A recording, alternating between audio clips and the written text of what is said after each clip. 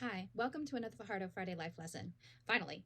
Um, it's been a pretty hectic couple of months yet again, just kind of like how it was a couple of months ago, but my performance space kind of got caved in a little bit and I never got a chance to put it back up, and things got really hectic at school and just life. Life has been difficult. But it's the end of the school year now, so I can finally get back into these life lessons. And actually, I was driven to do this. I never got my space back up, so I have this different background going on, but maybe you like it better. Let me know. But this last week, when students were having their last days, they were like, oh, we have to have a Fajardo Friday. We're not going to be here on Friday. You have to give us a Fajardo Friday. And I was like, oh, okay. So I did different kinds of Fajardo Fridays for different classes. And one of them, I came back to, I guess, what I would consider the person, the foundation for these Fajardo Fridays happened to be from a science teacher I had back in high school who did these kinds of activities. But so my science teacher back when I was in high school had us write down on a piece of paper and just life questions, and we'd submit them and he would answer them honestly, upfront, truthfully, a life lesson. And so I did the same thing. There was one question that stuck out of all the questions, though, that I want to address. That it drove me to want to do this video today, despite not having a space to really do this in.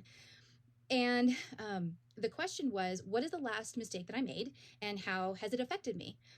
And I gave them an answer. It was difficult. I struggled with that because I want to be honest. I want to be raw with people when they ask me these kinds of questions. And it's a truthful, good question to ask because you're young and you don't know all the things that can happen to you in life and can affect you, and how to deal with it.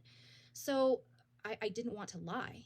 And so I struggled, and I did give them an answer, but the answer that I'm not going to focus on the answer. It's the affected part that really jarred me, because I thought about it and I realized throughout my whole life, I have let things very negatively affect me. In fact, there was a point years and years ago, there was a person I dated who had said to me, I think you like to be miserable. I think you choose to be unhappy. And I was angry. I was furious. I denied it. And I was like, how dare you? How dare you tell me that all of these things, these bad things that are happening to me in life, that either I'm allowing it to happen, or I love drama, or I live in chaos and I seek it out or whatever. And it just, the fact that somebody said, I choose to be unhappy, like, who chooses to be unhappy? Now, on the reverse end of that, well, I mean, I have had depression. So, I understand that there are just situations in life where you don't have a choice. It's just going to be what it is.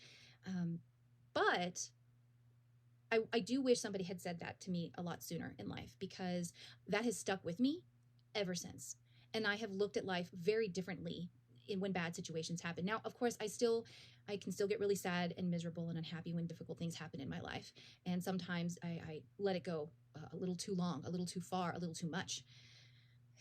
But there are times where I can catch it. I can catch myself in those situations and change my behavior. And because there are times that this person was right. I don't have to be miserable.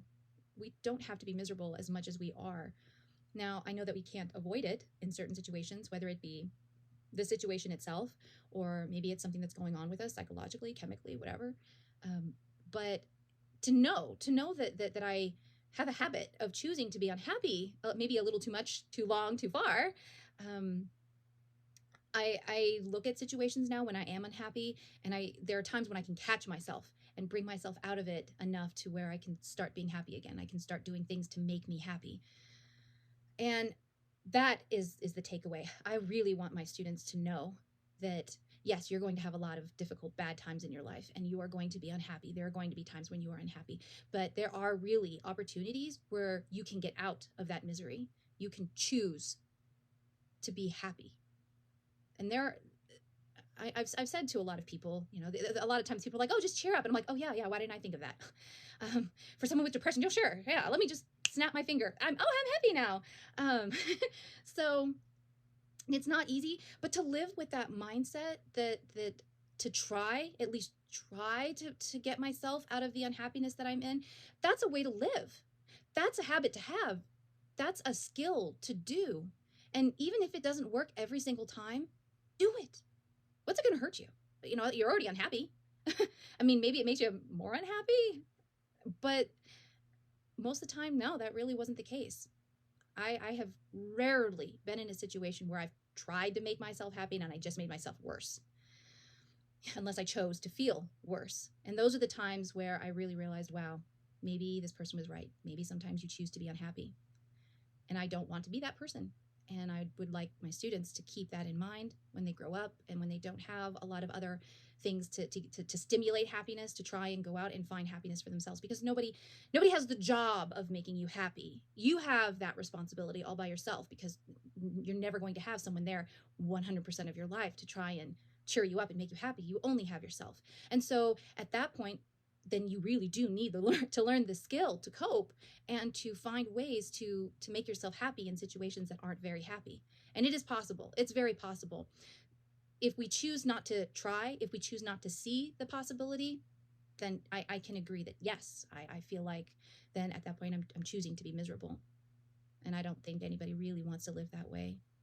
So to my students, I thank you for this opportunity and for reminding me a little bit about choosing to be miserable and unhappy, because it's been very difficult these past couple of months, and I'm starting to see a light at the end of the tunnel, and I'm feeling pretty good, and I'm choosing to not be happy. It's not a good idea when you're wanting to have a good life. Thanks for listening.